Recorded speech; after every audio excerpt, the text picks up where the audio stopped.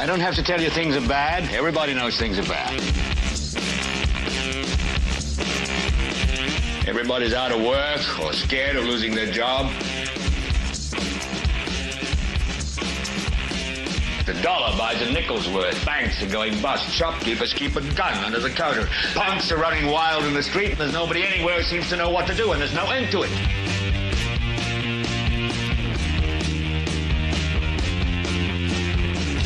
The air is unfit to breathe, and our food is unfit to eat. And we sit watching our TVs while some local newscaster tells us that today we had 15 homicides and 63 violent crimes, as if that's the way it's supposed to be. We know things are bad, worse than bad. It's like everything everywhere is going crazy, so we don't go out anymore.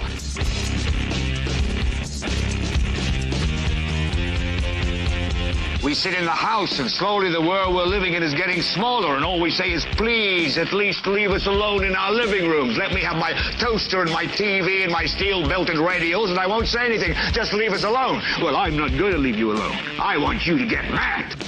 I don't want you to protest. I don't want you to riot. I don't want you to write to your congressman, because I wouldn't know what to tell you to write. I don't know what to do about the depression and the inflation and the Russians and the crime in the street. All I know is that first, you've got to get mad. You've got to say, I'm a human being. God damn it. My life has value. So, I want you to get up now. I want all of you to get up out of your chairs. I want you to get up right now and go to the window, open it, and stick your head out and yell, I'm as mad as hell, and I'm not going to take this anymore. Well, hello there, ladies and gentlemen. Welcome. We are here again. This is the 461st episode of the Political Spotlight. I am your host, Kristopher H. Bilbrey. So, my grandparents always ask me, they're like, is Kate on the show tonight? Kate's always here, except for the nights that she's not. Now she's here more than I'm here. Kate was here last night, pulling the strings, working the things behind the scenes, doing the things. However, Kate is not here tonight, and Kate will not be here tomorrow. Her and her hubs took a trip down to, I don't know where they went exactly. They took a little trip, and I wouldn't say that generally until after they got back, because I don't like letting people know people aren't at their home, but there is people at their home who will absolutely protect the house with all of the weapons that Niles would generally protect them with. So don't do anything crazy. But we're going to be missing Kate tonight and tomorrow. But never any of you fear, because it's we won't just be alone, though, because for some unknown reason, this weaseled her way back into the show tonight. And so I don't know that she's got her volume on again. Can you hear me? I can hear you. Okay. I'm doing research. Oh, God. You took that thing. FYI, can anybody guess how old Brandy Poling is? I've never seen her. Okay. If my research is correct, she's 47. Okay. What's that mean? Can anybody guess how old Chuck Poling is? I'd say he's in his 60s. If my research correct, he's around 62.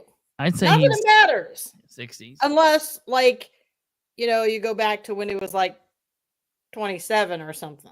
But they've only been together for 8 years. Remember, he's been married 3 times. Remember? Okay. So, anyways, I thought that was interesting, because I thought, why is he fighting so hard for her to have insurance benefits and a government job? No. He don't care about that. He does not care about the benefits. He cares about having the person there that will allow him to do what he wants to do. He doesn't give a shit about the benefits or whatever. I'd say they probably have something through their factory or their job, their potty play. But I would say he wants her there specifically to do the thing, to be able to say, yes, Chuck, in his capacity as commissioner and or in his capacity as the toilet king. Either one. You said it, not me. And so I just wanted to make sure that I brought that up tonight. Hey, real quick, hit the thumb, give us a thumbs up. You know what to do there. I kind of forgot what we're doing. I forgot how to start a show. Give us a thumbs up, do that thing, and smash the like button. If you want to follow us on the other social medias, that's where you can find that. I'm dragging. My butt is literally dragging. I've been up and at it since about just about 5:45 this morning, and I am just still going. Last night was a long night, so I am absolutely dragging. But we've got some crazy shit to talk to you about. We've got to talk to you about Grant County. We got to talk to you about. I have not listened to the Delaware County Commissioners meeting. It lasted nearly 2 hours, is what I'm being told. I'll try to listen to it tonight as I'm laying down. You didn't go to Delaware County?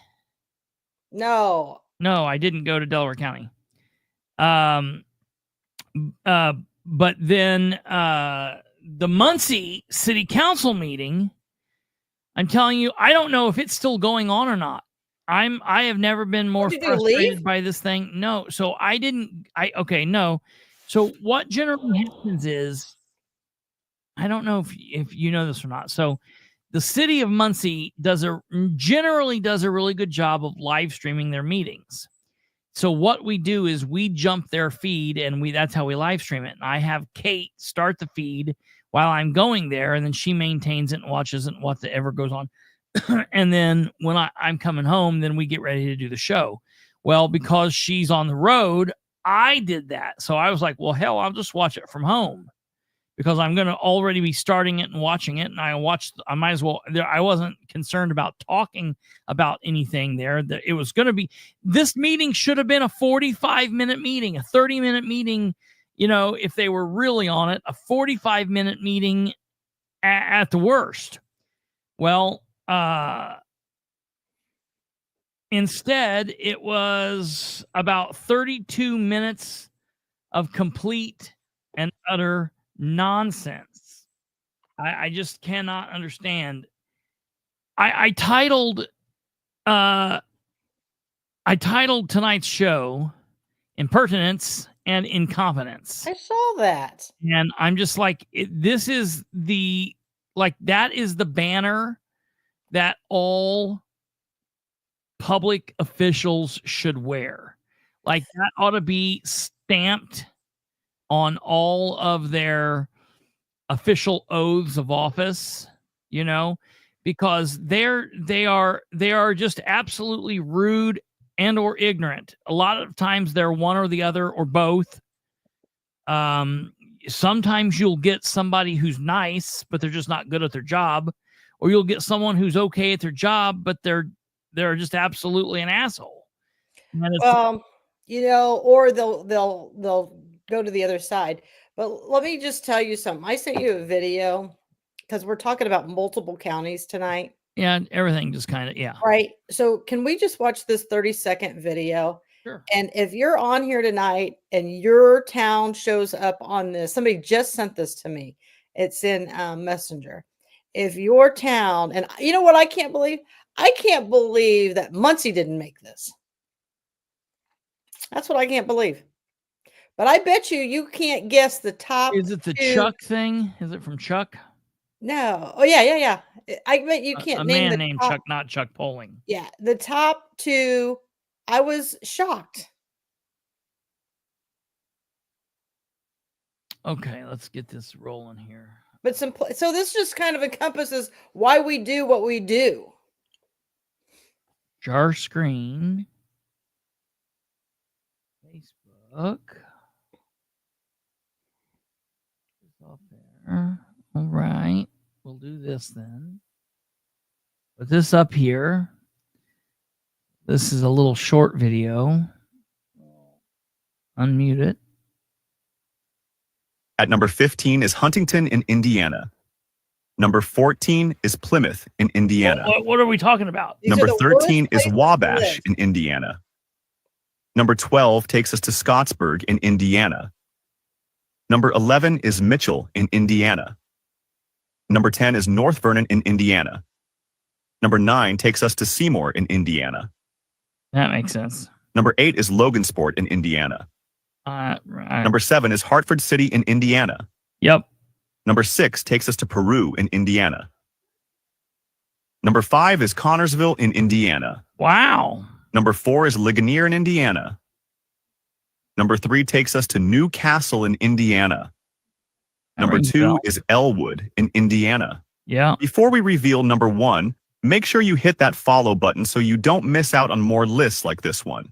And finally, at number 1, it is Anderson in Indiana. What is the worst city to live in Indiana? I don't know if that's true. Well, what do you think? I think Gary's probably still up there. I don't think so because, Madison County is number 2 in child neglect and abuse cases. Nobody's left in Gary. What? Listen, it's becoming like a ghost town up there. Well, sure. So just kind of interesting. But look, that is interesting. You cover the top 3, Newcastle. Yeah, right. In Madison County. Yeah. I mean, you got 2. So I don't know if anybody else on here saw their names up there pop up. I know a lot of those places, and I here's the thing. thing. He wants to live with you. What? Jackoff says he wants to live with you. Yeah, hey, I'm ready. The word hate means love from Jackoff. I'm ready. Yeah. So no, here's the deal. Hello, Sarge. How are ya? I think that all of those lists like that are kind of subjective, and they could basically like Newcastle could be second at any given day of the week. It could be fourth. It could be first. Gary is. I mean, I can't listen. Something's wrong with that. I can't believe Gary's not in the top 10 list. That's nuts. It's in there somewhere. Michigan City is crazy. Hey, you want me to tell you something? Do you all remember how long back was this? How long ago was this?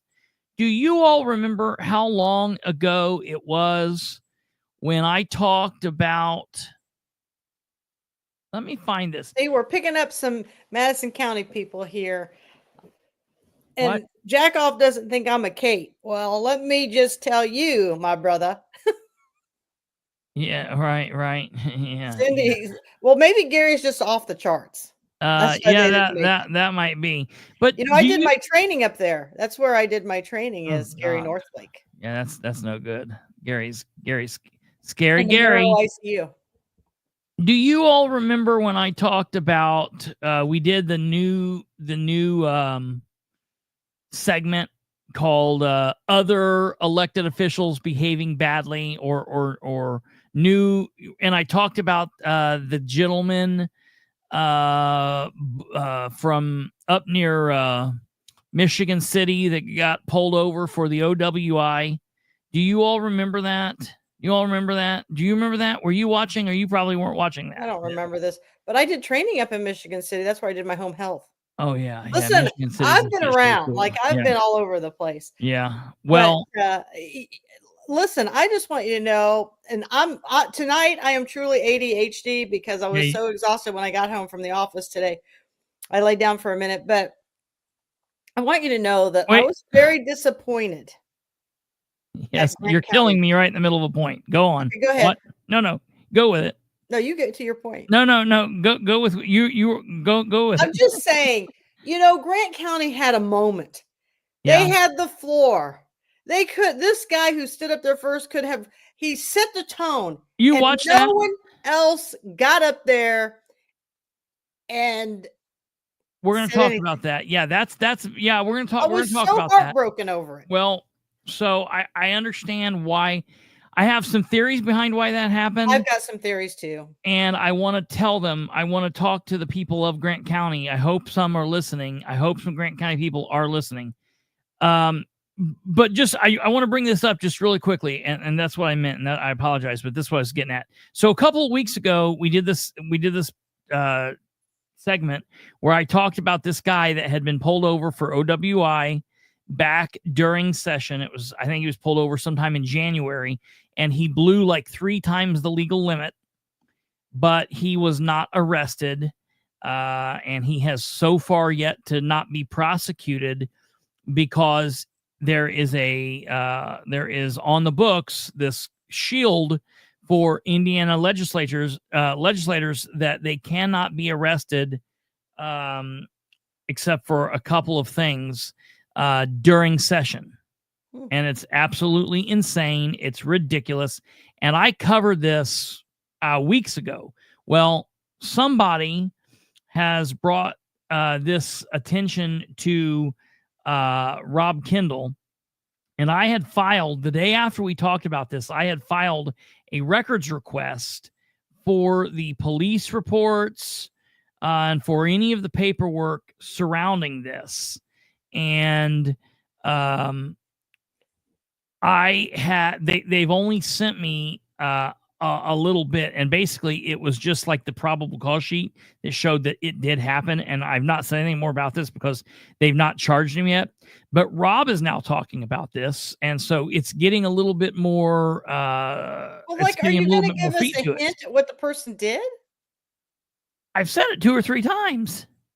Like you did that same thing last night with the guy. I was like, the guy was arrested for residential entry. The guy is arrested for residential entry and domestic battery. And then immediately you said, what did he do? And then I just said he got pulled over for OWI and blew 3 times the legal limit, but they didn't go to jail. Him. Yeah, Jesus, dude, you literally answered me, but didn't respond to it. I'm confused. Are you on drugs? No, I'm just entertaining the people tonight. Yes. Listen. He was pulled over for OWI and he blew 3 times the legal limit, and he was not taken to jail because he is a state senator and the General Assembly was currently going on. Well, get it? I think they all should be in jail for stealing all our taxpayer dollars. Well, yeah. So like, that's a really big thing. Like, that's a really crazy deal. And so Kendall's been talking about this for the last couple of days. And I'm like, hey, good. You know, like, I think Steve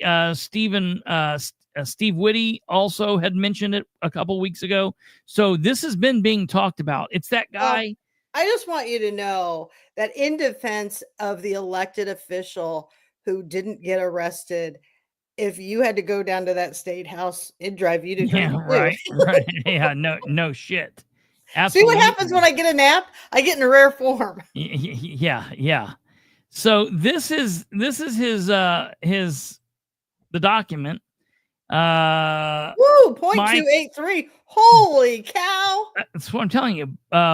Bochak, Michael Lady Bochak, operating while intoxicated, BAC above 0.015, a misdemeanor. Operating while intoxicated, endangerment, a misdemeanor.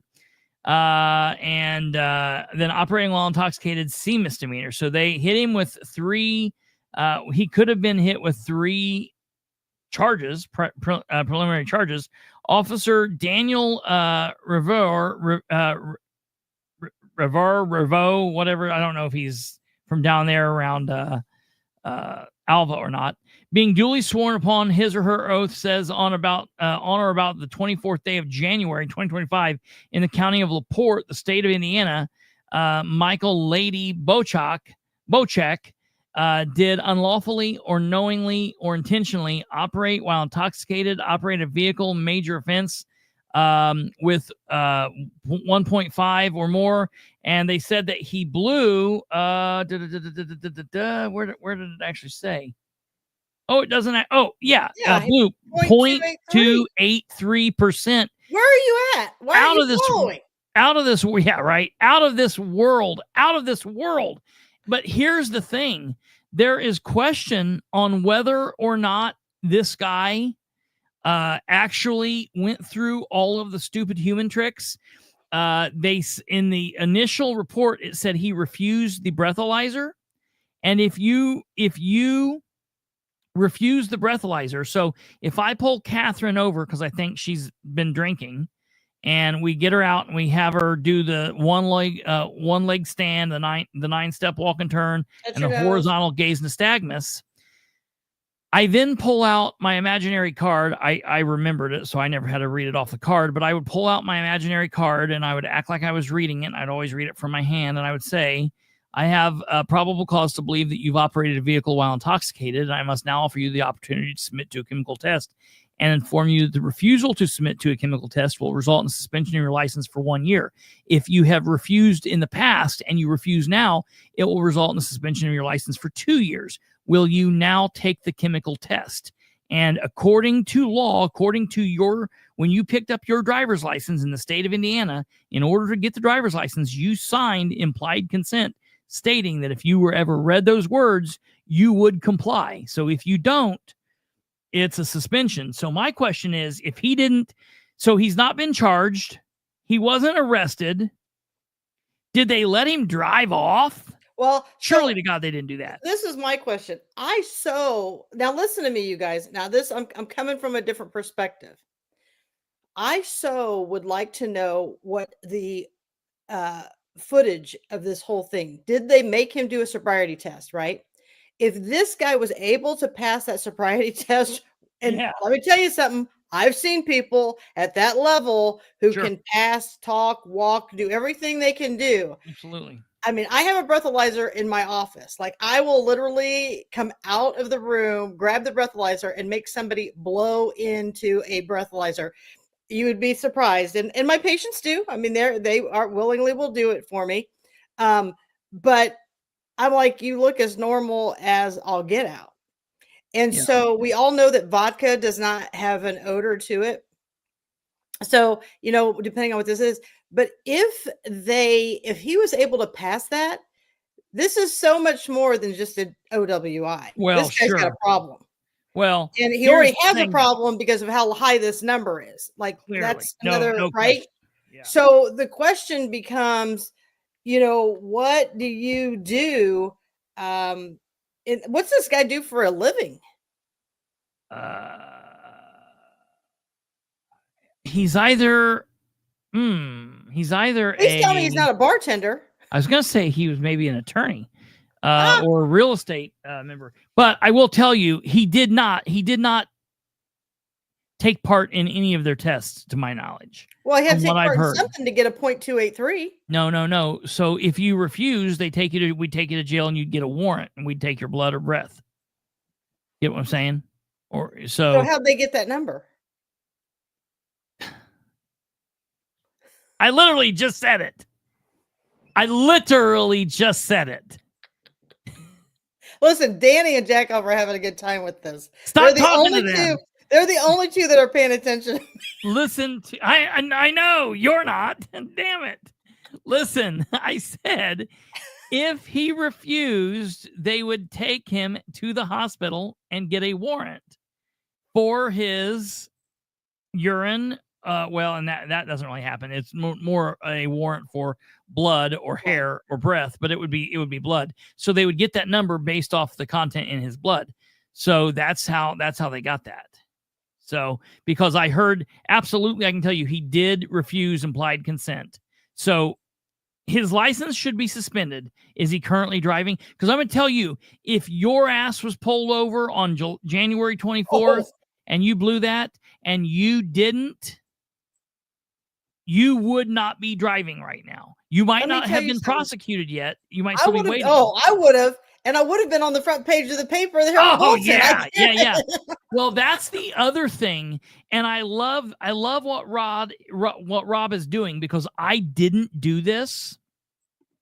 What I like that Rob is doing in this case is Rob is pointing out every time he talks about this that there are several other people in the media that's known about this, but nobody's talking about it. To my knowledge, there have been 3 people in media talking about it. Myself, Steve Whitty, and Stephen Whitmer, and Rob Kendall now.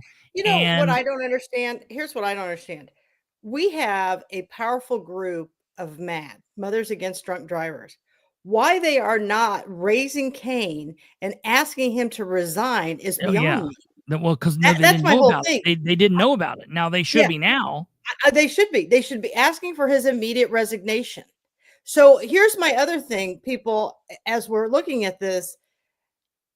This means that we have a senator who is at the state house, who is a drunk, allegedly, and voting on what's best for us. No wonder State Bill 1 passed. Yeah. Right. Well, I'm going to tell you, he's not the only one. Exactly. That's what I mean. Yeah. And you know, maybe it's time that some of these cops take it upon themselves, because these guys are very cocky. They have their normal places to go drink. We've got them here in Madison County. I don't know why some of these cops don't follow these people home and pull them over. I mean, I can tell you where half of a dozen are here. Well, now that is morally, it's not illegal, but that's a cop no-no. You don't sit on a bar. If you find them, you find them, but you're not. That's something that you're not really. They field training officers are very adamant. You don't just sit at a bar. That's a no-no. I've heard recently that somebody has been doing that in Newcastle. I'm trying to find out who it is, but I've been hearing that there's a guy in Newcastle that's been pegging up a bunch of OWI arrests because he's been sitting on bars, and I'm trying to figure out who that is. But I want to answer Sarge here. Sarge said, question. You are required to take a breathalyzer blood test. I'm not sure you're required to take a field spray test. That you are, well, here's the thing. So implied consent says that you are required because driving is not a right, it's a privilege. So by the privilege of the state of Indiana giving you the driver's license, you have agreed that you will submit to a chemical test. A chemical test would be what's called the Datamaster. It's like the breathalyzer machine, not the handheld PBT, the portable breath test. Portable breath test is not admissible in court, and it doesn't hold up. It's just a way to gather probable cause. It's a way to gather, information. But you are required to take and what happens is when you get pulled over, if you agree to do this, then I have to watch you for 20 minutes and make sure you don't put anything in your mouth, you don't drink or eat, and watch you. And we got to log it with dispatch for 20 minutes. And then from the time logged, then you take the chemical test, the Datamaster, and it's the thing that it's hooked up to a big machine, and they go blow, blow, blow, blow, blow, blow, blow, blow, blow, blow, blow, blow, blow. You're blowing for a long time, and then it goes, and it clicks and tells you what your numbers are. And that's normally at the jail or at the police department. You go back and do that, and you have to have a certified operator to test them to do that, and only certain cops do that. And I will tell you guys, they have these. They sell on Amazon for like $70. You can just attach it to your keychain. Yeah, do it before you get in a car and kill somebody. Yeah, absolutely. I'm just saying. Yeah. But here's my biggest thing. The reason why this continues, all of it, in all seriousness, is because the people allow it. Yeah, no question. What really should be happening here is he should be an example, and he should be made an example that we're not going to tolerate this from elected officials. So don't go over here and go after somebody and just think, hey, we're just going to hammer down on you. Why don't you make some examples out of these people, and maybe we'd put a stop to this drinking and driving. But when there are no consequences to these behaviors until they kill somebody, you know what? If this guy kills somebody between now and whenever they decide to file charges, I think the officer should go to jail because there should be a lot of people in trouble for that. I mean, it should trickle down to so many people. And quite honestly, all you senators who sit out there, you should be asking this guy to resign because he makes people look bad. That's my personal feelings of that they too need to have some type of ethical and moral obligation to say, hey, we're not going to tolerate this because that's a 0.28. This isn't like he did a 0.18. Not that it makes it any better, because it doesn't. No, yeah. But you guys, this Buzz guy needs driving help. is drunk driving. And so something needs to be done. I mean, this is just off the chain. Yeah. No, it's nuts. It's nuts. But yeah, Sergeant, you're right. Matter of fact, here's your we're not legal experts, we're not attorneys here, so take this for do what you want to do. But honestly, you are not required to take the portable breath test, PBT.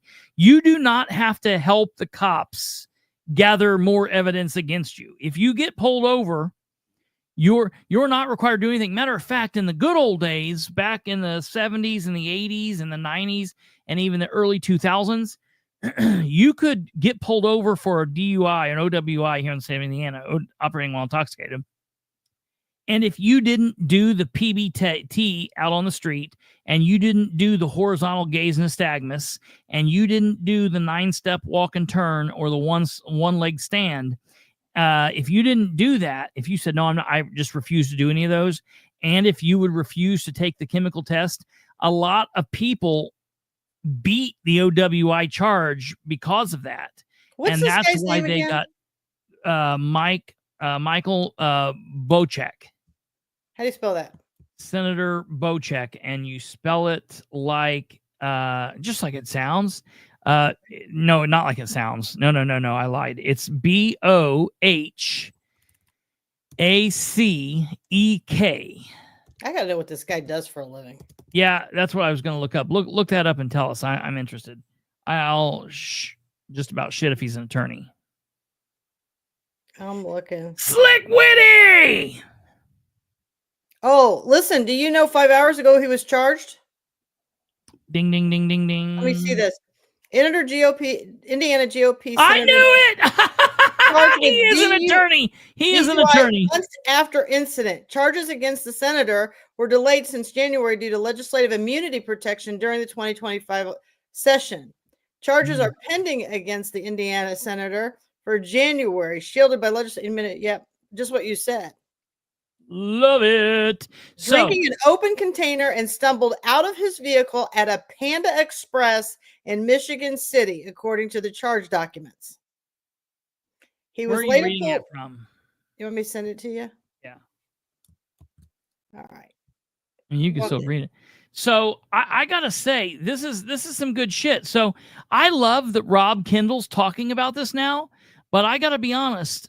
I know I didn't find the show, but I know I talked about this like 3 or 4 weeks ago, and I saw that indie reporter Slick Witty and his group, I know they talked about it several weeks ago. So there were people talking about this a long time back. Okay. And so I'm glad it's in your messenger. Pull it up. I'm glad that this is happening now. What did he do? Now, let me just give you a synopsis, because I got in trouble for asking that, Dina. He was drinking and driving. She just got in here. He's drinking. I just got in here mentally too. He was apparently. He was drinking and driving with a 0.2, and he got a 0.28. What his blood alcohol level was. So we do have some new viewers tonight. So I just wanted to keep it a little light so people see kind of what we do. And oh yeah, that's what we're doing here. I've kind of I've taken a horrible beating on Facebook today. Jesus. Slick Witty said it was on Make Laporte Great Again Facebook page. Oh. Yeah, I think that's where someone had sent it to me from back when it first happened, and then like it trickled down here to the better part of the state. The region is a horrible place. Jack says, I'm torn, no victim. No victim. Yeah, I mean, the state of Indiana is a victim. Right? The taxpayers are a victim because now we're going to pay for all this. I did my very first clinicals at LaPorte Hospital.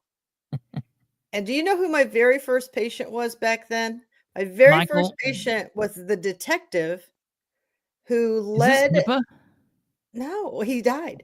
Okay. Was the detective who those nursing students who were killed in Illinois in a dorm. This was like 20, 30 years ago. Let me tell you this by Richard Speck. My grandmother, that time, it was a lot longer than that. This was like in the late 60s or early 70s. My grandmother my grandmother on my mom's side, who passed, went to Chicago about 2 or 3 weeks before that to get her wings to become a stewardess on an airplane. And she didn't know anybody up there, and she answered an ad, and she just happened to move into this flat style apartment in Chicago with it was her trying to be a stewardess and a bunch of nursing students. And she moved out of that house. She knew those nurses. She moved out of that house about a week before that dude did that. His name was Richard Speck. And what happened is there were so many nurses in there. He got them cornered, took them all up to their room, and he was assaulting them sexually and then killing them. And what he was doing is he just stacked them all up on the bed and was doing like one at a time. And he actually lost track of how many he had and thought that one of the victims thought he had killed the victim, and she rolled off the bed. And she recognized the tattoo on his arm. And that's how she was able to get him caught. He then went to prison. And became a freak show. He was a man, never claimed that he was gay, but he went in and he had breast augmentation. He used to do might have been one of the first persons to do a podcast because he did these prison talks, and he was he was a freak show. Look up Richard Speck if you're very interested. Well, and that was your first guy? It wasn't. It was the detective. The detective who led this up. He was in his 80s. Wild. Yeah, he was in his 80s by this time. And so he was just so funny because, I mean, he goes, I'm just going to call you Cookie. So I would be down the hall and he'd hear him out yelling, Cookie. And I'd run down the hall. This was my very first clinical rotation. So I was like so excited just to take care of somebody. And then, so he was a great guy. But yeah, let's read the story. So I know the region fairly well because I went to school at Valpo University. That's what's wrong with you. And I worked at Porter Memorial and Bethlehem Steel and stuff. So it all makes sense now. It's coming together. You're not really a region rat, but you've had enough of that stink on you. I can tell. Right. That's the problem. I just want the people to know me. I'm like a normal human person. A normal human, Japanese, Chinese. I forget which one you are. See, you're getting there, Japanese. You're slowly drawing in to the culture. Yeah. Right. So this says, let's see what Slick Woody is saying here to us. This says charges are pending against Republican Indiana Senator Mike Bochek for January drunk driving incident that remained under wraps for months, shielded by legislative immunity during the 2025 session. Bochek of Michiana Shores was stopped by police on January 24th after a citizen reported him drinking an open container and stumbled out of his vehicle at a Panda Express in Michigan City. According to the charging documents obtained by the Indiana Capitol Chronicle, he was later pulled over near Swan Lake Cemetery on US 20, where he refused a breathalyzer test. Ding, ding, ding, ding, ding. Police then took him to a hospital where a blood test, through a warrant, I'm assuming, showed his blood alcohol content of 0.28, more than 3 times Indiana's legal limit of 0.08. But the senator wasn't arrested at that time. Under Indiana law, members of the General Assembly are shielded from arrest in most cases during the legislative session, a protection known as legislative immunity. That meant Bochek's case was kept sealed, and the senator remained uncharged for months. While he was still driving, I'm sure his license wasn't suspended during that time. This is absolute shit, man. Porter County Prosecutor Gary German appointed a special prosecutor in the case and said the charges were filed shortly after his office was appointed in May, but they weren't made public until Monday afternoon. 2 other judges recused themselves during the current special judge And the current special judge is LaPorte County Judge Julian K. Havens. Bochek did not respond to the Capitol Chronicle request for comment, and Senate communications staffer also declined to comment, saying the incident falls into the personal matter category. I can pull it off here. Details emerge. Anonymous rumors about the incident circulated online after the January incident, but details were not publicly disclosed until Monday. Charging documents provided by German show that Bochek was stopped by Michigan City police officer just before 3:30 p.m. This dude was blowing this at 3:30 p.m. It's because, like Danny said, he hadn't had lunch yet. Yeah. The senator was allegedly speeding while driving a 2023 Dodge Charger bearing his Indiana legislative license plate. Whoop. The officer at the scene claimed Bochek's speech was quiet and slow, and that his eyes were red, watery, and bloodshot, and that he had a poor balance and staggered from his vehicle. Charging records additionally note that he was covered in food. I can just imagine it. Bochek admitted to consuming his prescription medication, Tramadol, which is the controlled substance. It's a fake narcotic. I mean, it's the fake opiate. Does the same thing that didn't used to be controlled till about 10 years ago. Yeah, now it's controlled. Yeah, and it should be. Tramadol is a prescription opioid pain medication used to treat moderate to moderately severe pain, often after surgery. My question is, did he? I want to know if he had the bottle of Tramadol. Did he? I mean, he needs to produce that he is actually prescribed Somebody Tramadol. Needs to run an inspect report on Oh that yeah, that would be real easy, and not just that he's buying them off the street. I know my stuff when it comes to this stuff. Yeah. And me too, amazingly.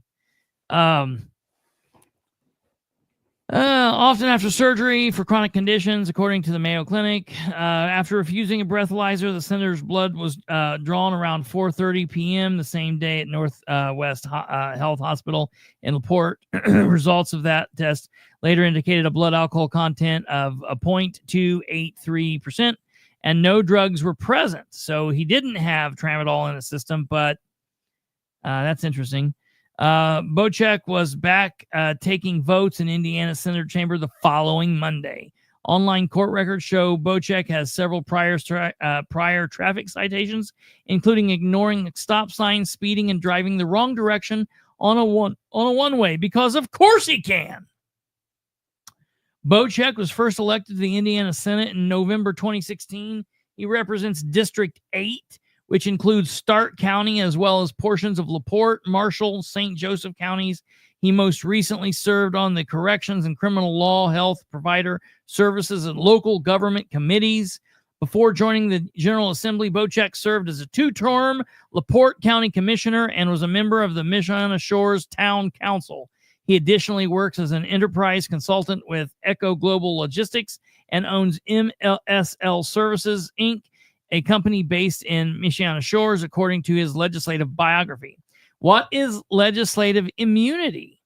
A specific section of the Indiana Constitution states that lawmakers are immune from arrest during session in all cases except treason, felony, or breach of the peace during the legislative session, as well as while traveling to and from the Indiana State House. Most recent sessions started on January 8th and adjourned on April 25th. Bochek's charges add to a series of other alcohol-related incidents involving separate Indiana lawmakers, like our favorite, everybody's favorite weirdo, May 2023 Republican State Rep Jim Lucas was arrested after crashing his vehicle into a guardrail and driving the wrong way on the interstate entrance ramp. Lucas of Seymour pled guilty. Hey, one of those cities on that list, Seymour, pled guilty to operating a vehicle while intoxicated and leaving the scene of an accident. Both misdemeanors. He received a suspended sentence and was placed on probation and was removed from interim legislative committee assignments. Lucas was reelected for a seventh term last November. Before that, Democratic Rep Dan Forstall was arrested in 2019 for operating a vehicle while intoxicated, resisting law enforcement, and impersonating a public servant.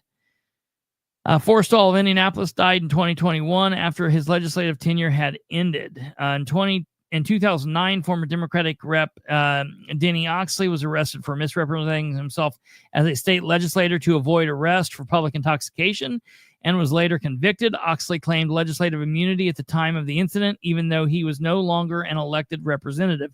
See, these people cannot let it go. They can't even let it go even when they're out. And in 2002, Republican Senator Johnny Nugent was arrested for DUI with a blood alcohol content of 1.13. Voters repeatedly re-elect Nugent until he retired from the Indiana Senate in 2014. So there's a couple things I want to tell you about this article, because I like to just be called Dr. Obvious. The very first thing is that the session ended April 25th, but it took them until June 2nd to actually do something. Now, here's the thing. Unless this guy was in rehab, and you can have your beef with that, but this guy should have been arrested on April 26th. You had enough time to get enough stuff together, work that all together, that the very next day you should have sent a message to the public. Okay, we're going to play the game of what the Indiana immunity is, but we're not going to tolerate this amongst anybody. And this is what becomes a problem. But you know what? Shame on the voters that you continue to re-elect and recycle these dysfunctional people. I mean, I'm not calling it addiction. It's dysfunctional. This is like a dysfunctional family here. Yeah, real quick, I do want to just kind of correct you. In the article it did say, and Woody's right, that it did say that the special prosecutor wasn't appointed till May, and that they actually charged him in May. But still, that stands. It should have happened April 26th. I cannot stress enough. I do not accept any of the excuses. Yeah. There is no reason for it. This happened in January. That prosecutor of that county has had ample time to find a special prosecutor. Here's the thing.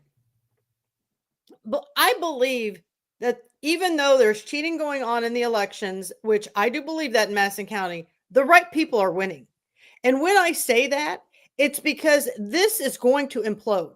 The old way is no longer going to be able to continue, because people are just fed up with all the lying, the cheating, the stealing, and this kind of behavior. If this were anybody else, we would be crucified and nailed to the cross. Yeah, no question. What are they waiting for? Are they waiting for him to kill somebody? Yeah.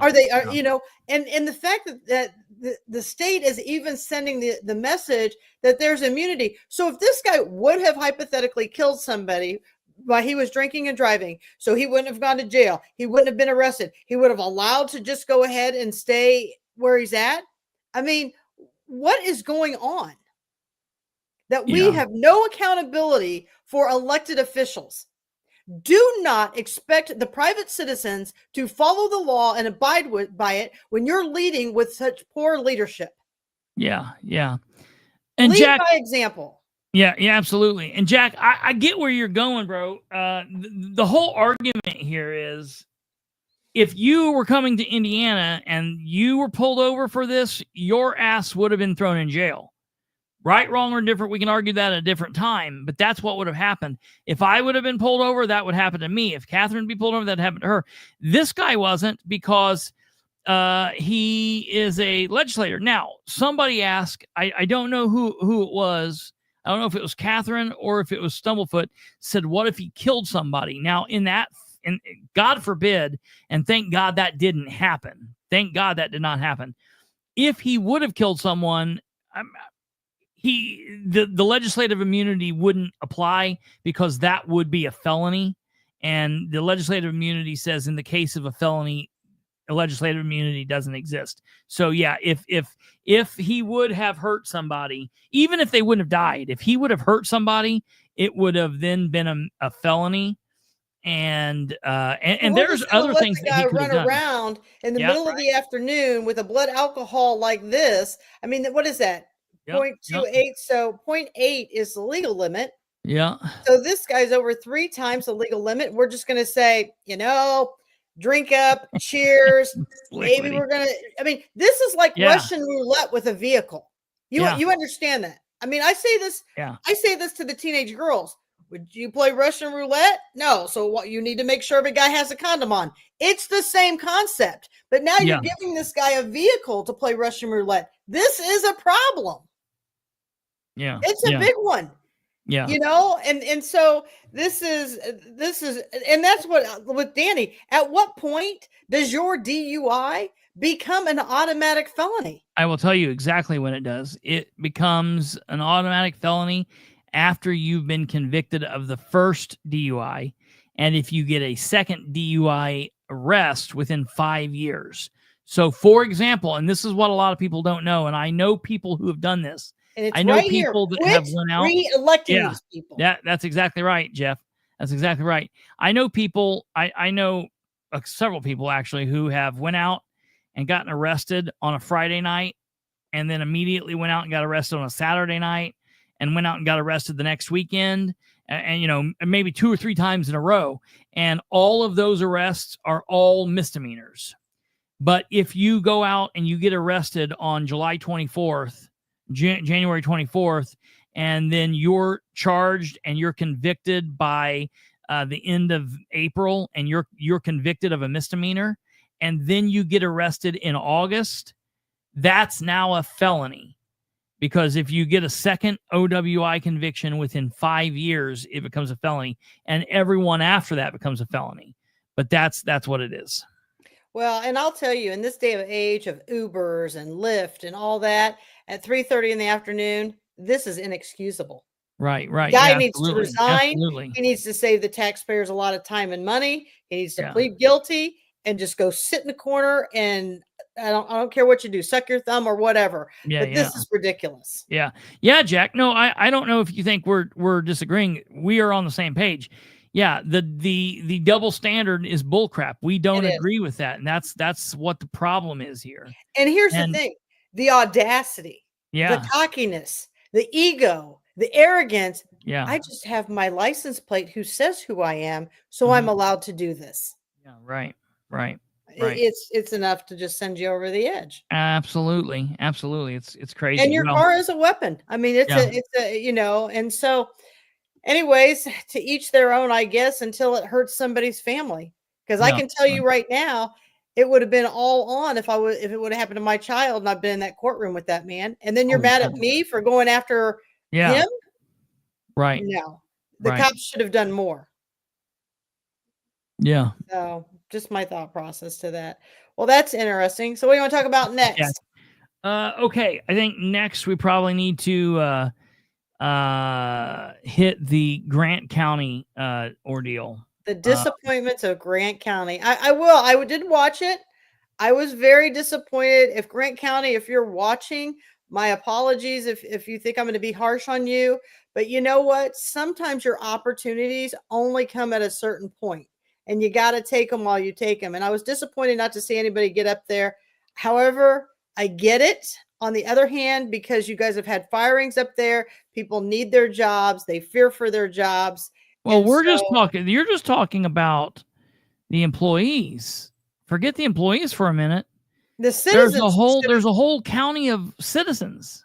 Exactly. That should have filled that room and should have been at that podium and said, and the one thing that I picked up through that whole, I don't know who else, Alva was on there. I don't know who else watched that Grant County meeting this morning, but I will tell you this. They were nice to every male that went to the podium.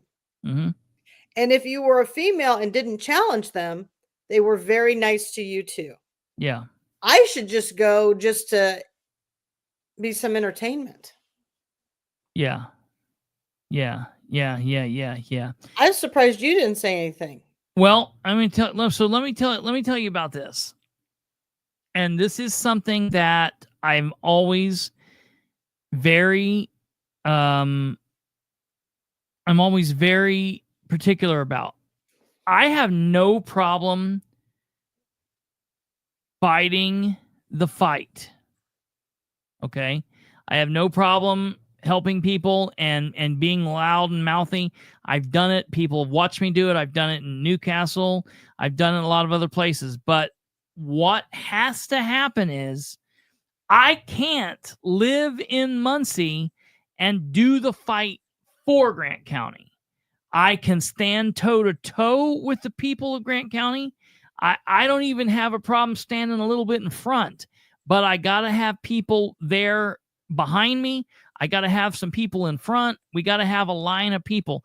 It cannot be Christopher Bilbrey's fight, because I'm going to tell you, the first time I get up and start speaking in Grant County, it's going to be the same thing they do to me in Madison County, where they're like, well, because here's the deal. And listen, Grant County people, when you get up to the podium and they say, up to the podium, you need to give us your name and your date of birth, or not your date of birth. That's what it's like. Your name and your address.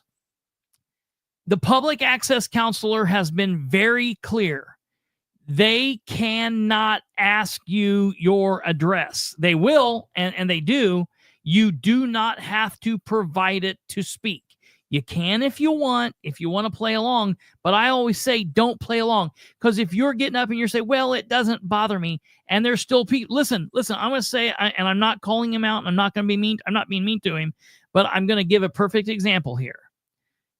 Dave Sargent. I like Dave Sargent. I love him. Good dude. He gets up and speaks at the podium in Madison County all the time. And every time he does, he gives his address. And the problem I have with that, what? Yes, because I was watching these people get their address and I'm screaming at the thing going, yeah, me too. Yeah. Stop doing that. People need to go rob your home right now. Yes, right. That's the thing. So the problem is when Dave's like, well, I don't care to give my address. It don't matter to me. Until what you that get does, robbed. well, yeah, but my thing is, what it does is it make someone who's sitting in there that wants to speak but doesn't want to give their address. It just makes them feel like, well, look, he did, now I have to. So if everybody would get the idea, look, I'm not telling you got to be crazy. I'm just saying, go in there and say, Grant County citizen. I'm a Hoosier. John Doe, I live in Grant County. Tim Doe, I live in Marion. I live just north of Marion. I live I live whatever the other little cities are in your community. Go in and say, I live in the state of Indiana. I'm an American citizen. Because they can't stop someone from talking if they drove from Seattle. And so they can't stop me from talking if I come from Muncie or whatever, but they are going to blow me shit. Okay. They're going to blow me shit for talking. So this is a perfect, this is a perfect where you're at. In Messenger, I just sent you a video. Can you bring that up? Yep. This is the city of Alexandria. This happened tonight. We're going to let you listen to this because it's like maybe 2 minutes. And I want everybody to start typing your comments of what you think about this meeting. It's about the 29-minute mark. Now, I thought, and I was under the impression that we elect people to represent us. Yep. By law, it says that you have to live in this area. That's who was going to represent us, right? Yep. So there's a gal by the name of Lisa Mullins Summers, and she goes and she's been putting these videos up. So if you go to the 29-minute mark, yeah, we're there. Right around there, about 29 minutes. Yeah. So this meeting literally lasted maybe 15 minutes. Yeah. So they had a working session a couple weeks ago on whether or not they were going to let speech occur in these meetings. Now, many of the elected officials had no idea you could even allow the public to speak. And I think that that totally blew my mind, right? Yeah. So wait till you see the rules that they have come up with. We're going to put this up here. I just want to say this real quick. And that's the only reason I don't say, well, they're going to come rob you. It's got nothing to do with being robbed because, yeah, I understand people have dogs and people got guns and Rambo lives with people. It's not about that. It's about your right to speak. Plain and simple. You do not have to give your address. You should not have to give your address. And we need to help the other people there who aren't as strong as us. That's my only point there. So, okay, on with this thing here. Take a look at this because this is some wild stuff. This is another elected official. That's the mayor who's sitting right next to him. May pension, the amount of $18,972. So they're finishing up the last bit of money. And even on new money requests, they're not allowed to speak, the public. Yeah. Now, resolution 2025-06-CR. Should be 2026. You know what? Yeah, we are. So resolution that's in front of you today is the amendment essentially of your rules to add a public comment The mayor's here. This guy's the mayor at this little extra special podium thing. section. And this is the the city attorney. Yeah, this is the city attorney. The key things is that each council meeting period will be held for public comment on non-agenda items. The speaker will be able to sign up on a speaker sheet that will be set out at council meetings in the area for the week in advance. It will be a first come, first served kind of basis on that. Public comment shall commence at the beginning of the meeting of the council in the order of the speaker signups. It's going to be limited to 2 minutes per speaker. A speaker cannot allocate their time to another speaker to increase those. The public comment is not intended to require public officials to provide answers to the speaker. It is the discussion of the speakers to the council and to the audience. But it will not be a discourse back and forth. After the speaker has made his or her comments, he or she will be seated with no further debate or dialogue. All comments must be civil in nature. At the end of the council meeting, a period will be held for councilor comments. So that will be the council to bring up their questions. Once adopted, the resolution shall not take effect before the council meeting of July 7, 2025. So if you approve this, essentially you will be adding 2 minutes per speaker, and it must be on non-agenda items. I'll make a motion to adopt. I'll second. All in favor? Aye. All opposed? Awesome.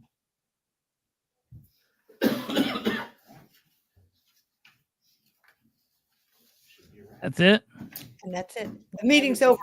You know, You have to put your address. You have to tell them your address. You only get to speak for 2 minutes. They don't have to answer to the people. I don't know about you, but you people chose to be elected to answer to the people. okay, so first off, the issue I have here is the man making this big, thing is not an elected official. So it's not an elected official making all of this thing. It's their paid attorney.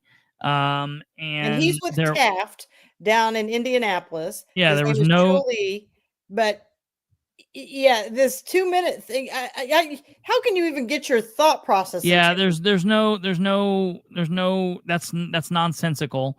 Listen to me. They have another meeting on what, the 18th, 16th. You have to force me to go to this. You need to tell me every day we need to go to this. Todd And Nasel Road's the mayor. Mayor. We need to go to this and blast these people because this is ridiculous. This is absolute. This just stuff is nonsense. I'm waiting for these guys. I am typing on this thing like, no, you don't have to give your address. Don't give your address. And here's the other thing. The other thing is does the First Amendment say that our speech is limited to time? No, you don't People, have to. Again, I cannot express you get what you vote for. Yeah. You keep voting for this, you're going to keep getting what you get. Rainwater says that all the time, and I agree with him. This is the craziest thing I've ever seen. Yeah. Where are the people who say we're here and we're supposed to be here to have, this is our time to convey information to you and for us to be able to back and forth. What's the problem with being able to communicate with the public? Well, and his whole thing is it's a first come, first serve basis, right? Your meeting went for 15 minutes. I don't know how much these elected officials are being paid on this council in Alexandria, but I think we're worthy of more than a 15-minute meeting. Yeah. You know what? If you have a group of people and it goes on for 45 minutes, you owe it to the people. You certainly have no time standing out at the polls for 8 or 10 hours or 12 hours and asking these people for your vote. So why can't you sit in that room once a month and listen to what the people have to say? Yeah. It just makes no sense to me. Yeah. Yeah. Well, it's crazy. And you hear at the Grant County meeting today, you hear some of the exact same nonsense when they get ready to start their public comment section. So first and foremost, at this Grant County meeting today, the council president, Shane Middlesworth, was not there. So only 2 of the 3 commissioners were Chuck Polling, the king of shit, and Ron Stewart, the outcast, the man that's on his own. And Ron Stewart is the vice president. So he ran the meeting. And he seemed like a nice enough guy. Is he the tomato guy or the first merchants guy? I don't know. I have no idea. He's the first merchants guy. Yeah, because all I know them as is elected officials, and they all suck. Ron sucks a little bit less than the rest of them, but because he allows it to happen, he's right up there with them, and it's nonsensical. So I want to show you what happens watch what happens. And I will tell you, when the first guy got up to speak, I thought we're going to rock and roll here. This guy did a great job, and then it just went to nothing. Well, okay, so listen to this.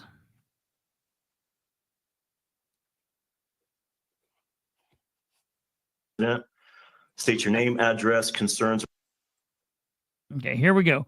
He's going to talk to us about the public comments that he's going to let us have. Jack, we will move on to public comment. At this time, the public is invited to speak before the board. Please approach the podium when recognized by the president, or in this instant, vice president. State your name, address, concerns, or comments. No complaints, accusations, or name calling regarding personnel can be allowed during the public discussion time. A time limit of 3 minutes will be given. If more than one person is presented for a group, only one spokesperson will be heard. It's expected that professionalism and courtesy be displayed at all times during the public comments portion of this meeting. Whoa. No. Why would I need to be held to that if Chuck Polling's not going to be held to that? I said that on your video. Yeah, I'm like, maybe this little sermon needs to be given to your own elected officials. Yeah. Jackie says, did the ALEC attorney also state that the public comments have to be limited to non-agenda items? And yes, he did say that. Yes. It's the same thing that Isaac Miller says at the Muncie Redevelopment Commission. It's the same thing that he's no longer there, thank God. But Ben Gale used to say shit like that in Madison County. Let me tell you about how much I took of that of Ben Gale. Yeah, right. This much. Yeah.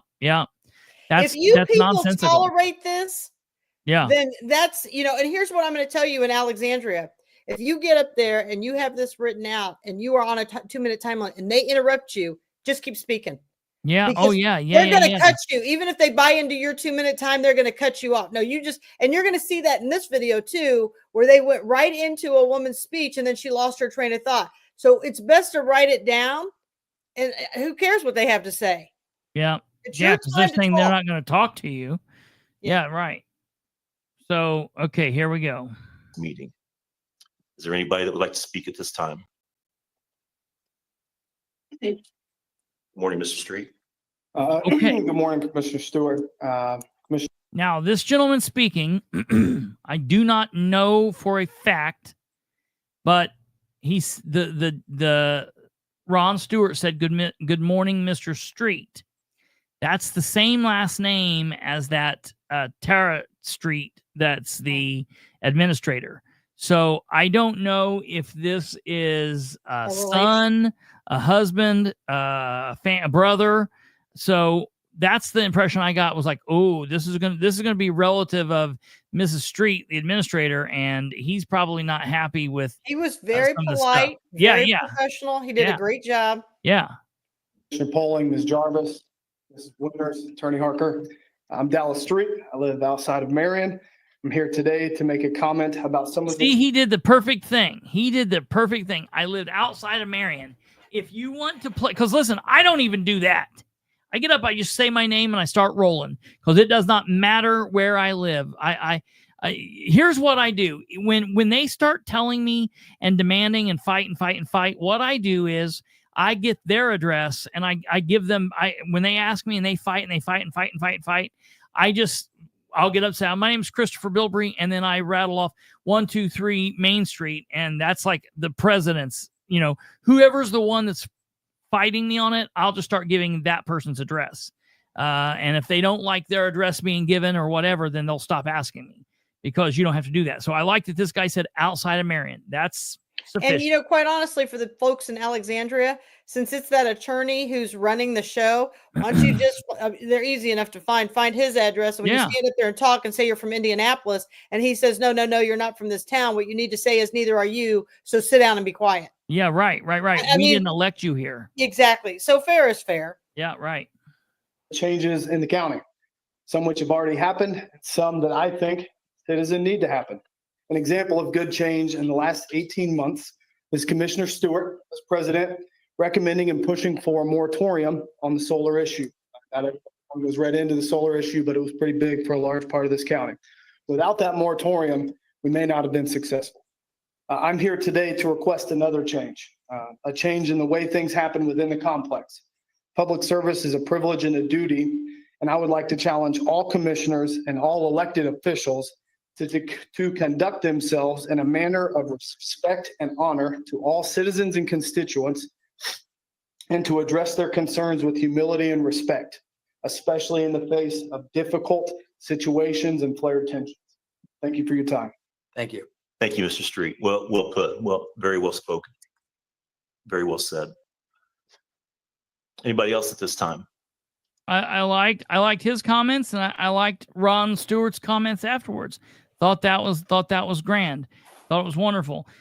And I'm now ready for like the onslaught to come. Well, and my problem, and I was too, my problem with Ron Stewart is that I don't think he condones Polling's behavior, but on that same thing, he's not doing anything to stop the behavior. I have While to believe Polling's on a rant, he's not saying, dude, calm down. I'll go the opposite way. I have to believe that he does until he does something about it. So correct. Until he does something about it, he gets painted with that same brush. Right. You know what I mean? He could have called, even if he didn't want to take him on and shout him down, he could have just simply called point of order and just said, I want to hear her presentation. And that's all he had to do. He didn't even have to, if he didn't want to stand up and be a man to 60-some-year-old Chuck, then he should have at least said, point of order, I'd like to hear her speak, and just been done with it. It is what it is. Okay, let's hear what happens now. Good morning. Good morning. I'm Linda Sutton. I live at 1221 South, 350 East, Marion. And I'm here because of concern of what's happening in my neighborhood. 2 years ago, a special zoning permit was issued of a business across the street from me. At that time, I went to the county health department to ask about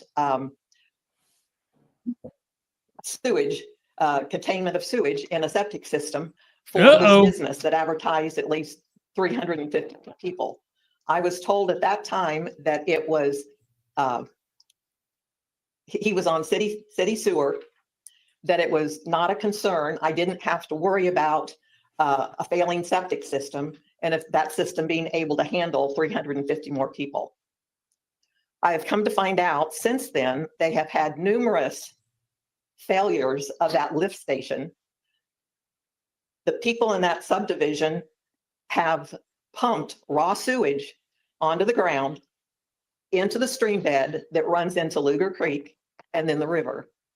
I have since found out they have been fined by the Indiana Department IDM that they were fined with it, but that's 2 years ago. And just now it's being fixed. And that's part of it is thanks to the commissioners that's being taken care of. I've asked to have land sampling done to see what damage has been done around that area. My kids used to play in that little creek, and I'm sure the kids in the subdivision and the kids in what used to be Stonecrest Manor and the trailer park, I'm sure they play in that little creek that runs through there. What's happening now out there is they are starting to renovate the old Roosevelt School, which is Hope City, and already twice they've done illegal burning on the school property and on Mr. Young's property. How do we prevent that from them just keep taking the stuff out of the building and burning it? The event center, before it was renovated, was full of black mold. And as far as I know, because he didn't get the correct permits to have that renovated and taken care of, you have no idea what he did with all that material with the black mold on it. Your time's That up. time? Your time's Well, up. if you could just put a real quick bow on it, ma'am, or yeah, time's up. If you got, No. you got a couple more seconds if you just want to wrap Put it a up. bow on it. Tell it. Put a bow on it. I lost my train of thought, but I mean, Sorry.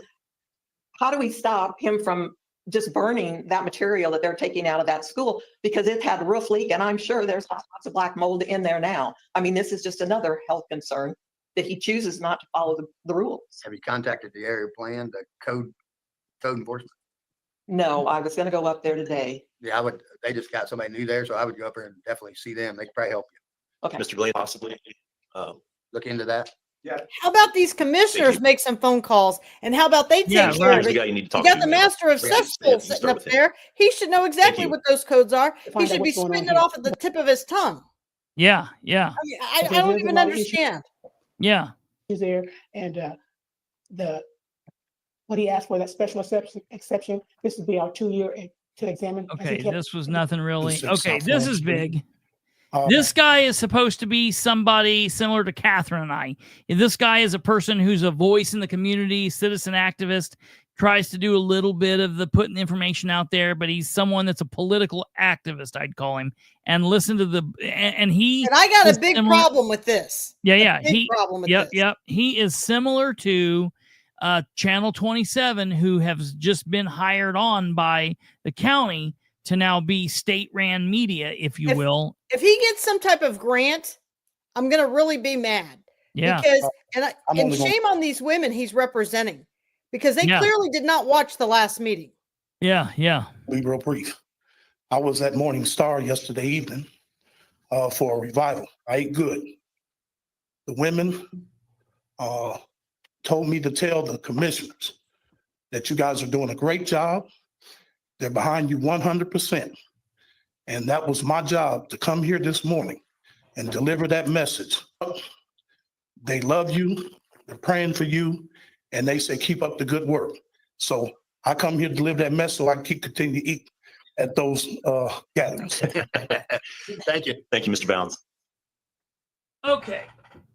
Jackie Sheets, Southern Grant County.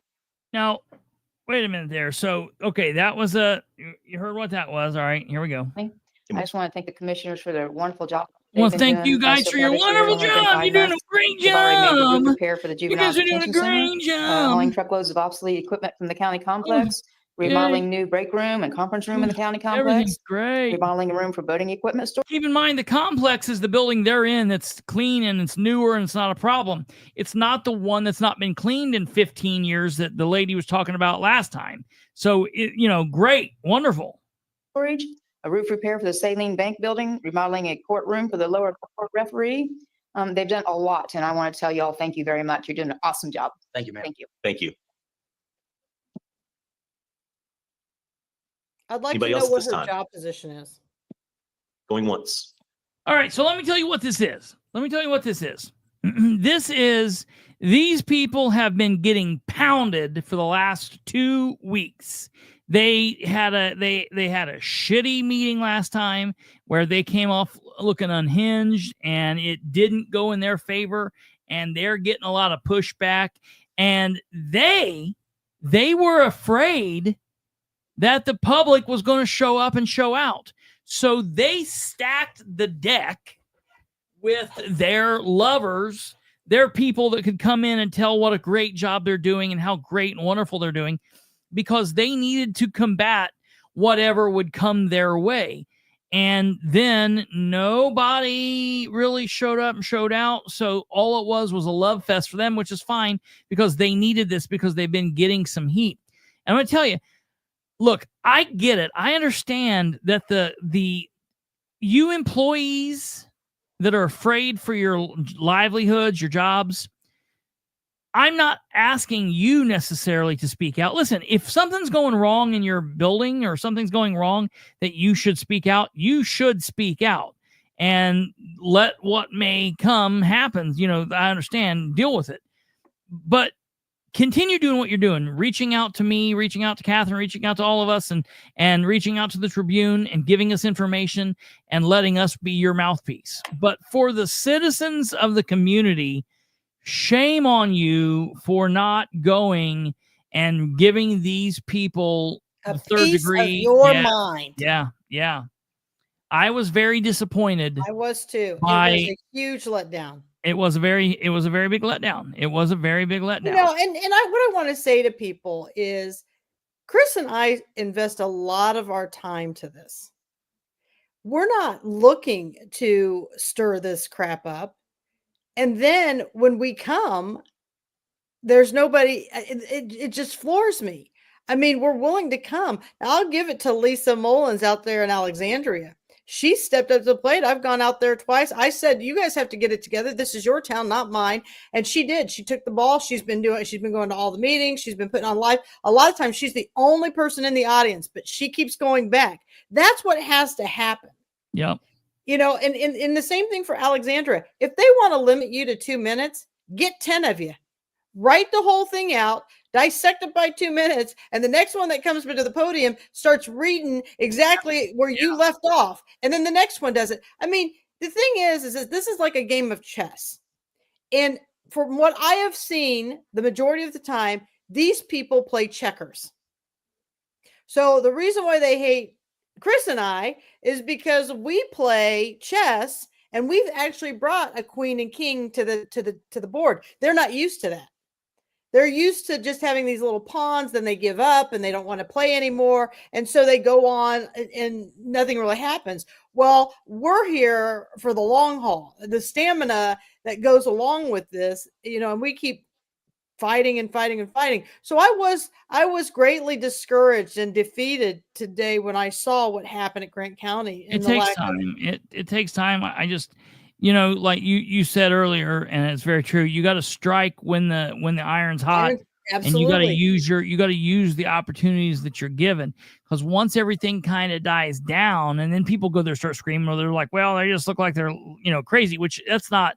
And that goes in with what Finch here is saying, and I don't know if they're saying that about us or about me, because I was kind of making fun of the people, what they were saying, because I do respect it. Look, I don't care if I agree with you or not. I will fight to your death to say shit that I don't like. So I very much agree that they have the right to say what they're saying. I'm just was doing that because I was going through to the point where I was showing that no one else came to speak in opposition. But I very much agree with that. And if it's not aimed at us, if it's aimed at them, I do agree with you there too, that those elected officials, they don't have to like what's being said, but they should listen to it. And, you know, even more so than just regular humans, they are public servants that are there. They chose to do this. Nobody forced them to do it. Nobody held a gun to their head and said, hey, you need to run for commissioner. They don't have to be there. If they can't handle the criticism, if they can't handle the blowback, then leave. So listen to this. Okay, so I put a little video, and I wish we could find people like this. I put a video in your messenger, and you've probably seen this. This is a little girl who speaks at a school board meeting. And I wish we would find, and this is what should have happened at Grant County today. I'm telling you right now, somebody should have gone and found this little girl. Now, the premise behind it, and she's spoken many times. So don't get hung up on a book in the library with this girl. Look at the big picture of this girl at her age who you know, I mean, Cindy Ponch had seen this. Nicole has seen this. A lot of people have seen Oh, this yeah. video. But this is really what needs to happen in these meetings. This speech is 4 minutes long. Only because they keep interrupting her. Yeah. And they walk out. Yeah. Listen to this. This is crazy. This girl's cool. If you're not going to abide by your own rules, I will take those back and I will pass those out myself to all of you. So let's either. Pass them out. Pass them out. And the room was filled with constituents to support her. Yeah. This is a big deal. This is what has to happen. This is why I always tell people that you got to go to meetings. And even if you're not prepared to speak, if somebody is speaking that you agree with, stand up and stand in support of that person and let the person speaking, because it's not easy for people. Katherine doesn't have a problem doing it. I don't have a problem doing it. I've been doing this for a very long time. I could do that in my sleep, but a lot of people have a hard time speaking, and so if they feel they have people behind them and that's supporting them, even if you don't know who they are, that helps them. So yeah, she was able to be as brave. I mean, she's a brave girl. And but we don't. she was I don't able to come be with that a because they have the speech. people. Yeah, right. You Yeah, might. I don't come with a speech. It just depends on what happens that night, and I just roll with it. Just like this Alexandria thing. While I'm sitting here talking to you, I'm like, fine. They want to do this 2-minute thing. Write a whole speech up. Yeah. Get some people in there. Yeah. Give each person 2 minutes. I don't care what you guys do. Yeah. My camera's on, so I don't need your. Reclaim her minutes. Reclaim her minutes. It hasn't started yet. I have not started yet. I reclaim my time. It is my First Amendment right. You reset that timer. No. Yes. Reset her time. Reset the time. Gentlemen, reset the time. What's wrong with you people?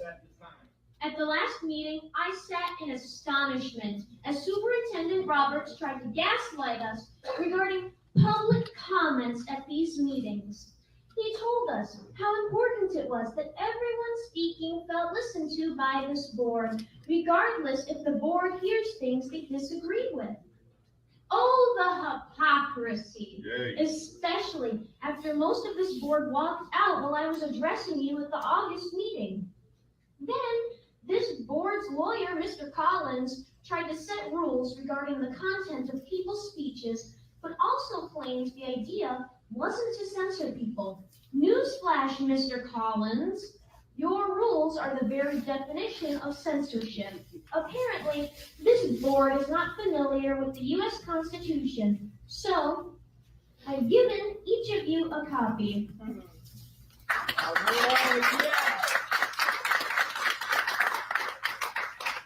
Please note the First Amendment on page 21, which clearly states there shall be no rules abridging freedom of speech. Additionally, the people have the right to air grievances to the government. So, to clarify this to you, board members, a board of education is the governing body of a school district, and therefore, we have the constitutional right to speak about whatever grievances we have. You can't limit the content or direct who we can or cannot talk about. If you don't want to be embarrassed or be in the spotlight, then resign from this board. Wait for it, If you don't Stumblefoot. want your family members to be a topic, then they should refrain from making statements on social media in regards to people who speak at these meetings. If you don't want people to refer to you as groomers and pedophiles, then follow state and federal laws and remove the sexually graphic books from your school libraries. Appeasing immorality by claiming acceptance and inclusion is not a valid argument. Claiming the books can be obtained online, no, it is a First Amendment right, and you have taken my time, so I reclaim that time back. Let me speak. I reclaim my time back. I am going to continue. Not a valid argument. Claiming that removing the contested books is banning them is not a valid argument. There are no valid arguments for violating laws or infringing on constitutional rights. A quote by Wendy Jade states, "An environment that is not safe to disagree in is not an environment focused on growth. It is an environment focused on control." Board members, keep in mind that come the next election, parents will have the control. You've been exposed. Yeah.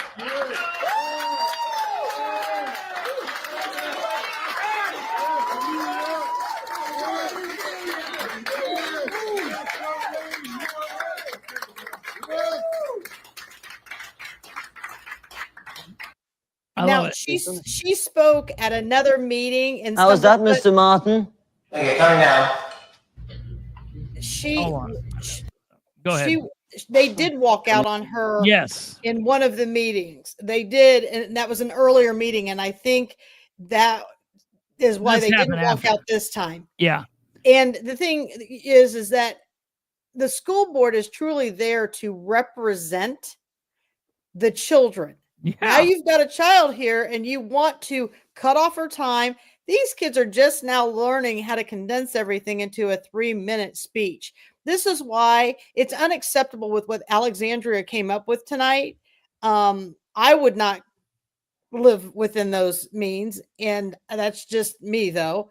Are you going to take me out of your meeting if I go over that 2 minutes? Are you going to arrest me if well, now you're going to have a whole nother issue on your hands if that's what you choose to do, because just because somebody disagrees with you doesn't mean you have the right to arrest them or to take them out of the room and do all those things.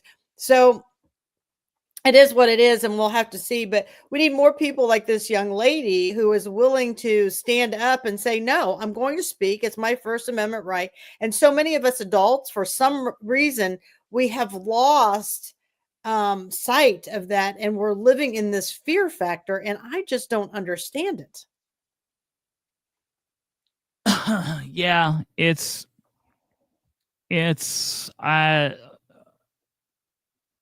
I don't really understand. You know, it's inconvenient to be arrested, specifically if you're being arrested for some just absolute total bullshit. It's an inconvenience. It's an inconvenience to have to file a lawsuit. Most people don't like that. They don't think that way. And you know, it's like everybody has to decide what hill they're going to die on. But it's like, okay, maybe you don't want to be the mouthpiece. Go in support of someone that's willing to be the mouthpiece. And that's what's so hard when you go to these meetings. Even when I go to these meetings, I get frustrated that we don't have more people. You know, even when I look at your Muncie meeting, I'm like, why aren't all these chairs filled? Yeah, yeah. When we have voter turnout out of 16,000 people, why aren't more people upset with what these elected officials are abusing? All right. And they get away with it because the people tolerate it. And then you reward them on election day. Yeah. I don't know. You know what I'm saying? It's like stabbing yourself with a dull pencil. Yeah, yeah, right. Tweety Bird, you're exactly right. That's why I never say every citizen should run for office. Every citizen should go to the podium and speak. You've heard me, if you've paid any attention to me at all, you've heard me say everyone should do what they're comfortable with and what they're good at. And I literally just got done saying not everyone's going to go and speak. You don't have to be the center of attention to go set off screen and to stand when another speaker is speaking, or to write an email and not even go to a meeting. Don't go to a meeting, write an email, make a phone call. You don't like doing that. You don't want to make phone calls, or you don't even want that attention. You've got family members, you've got friends. We share stupid memes and TikToks and shit with each other all day long. I say this all the time as we're winding down to an election. I always say, listen, we got 2 weeks left. Instead of sharing the stupid shit you share all day long, share share as much as you have ever shared, but take 2 of those posts and send something to someone in your sphere and say, hey, this is someone I support for this reason. Vote for this person. Or, hey, this guy's a bad guy. Don't vote for this person. Do what you are capable of. Some people's able to make phone calls. Some people's able to go out and walk. Some people's able to run. We all have a place in the world, and it's not each other's place. It's our own individual place. We should be able to find something that we can do to be a part of the solution. And if you don't like being the center of attention, you don't want to be out there. I said this last night, and I'm going to say it again because you have to hear it about 6 times before you get it. Go to My Case. Yeah. And plug in these elected officials' names before you do any voting. Yeah. And see. Chuck Polling is a perfect example. He must have a half a dozen domestic case issues in his file. Like, you guys, you have to research your candidates. You cannot blindly vote. You must cast educated votes. And like we said in the last election, if I tell Chris something, he generally has 10 friends.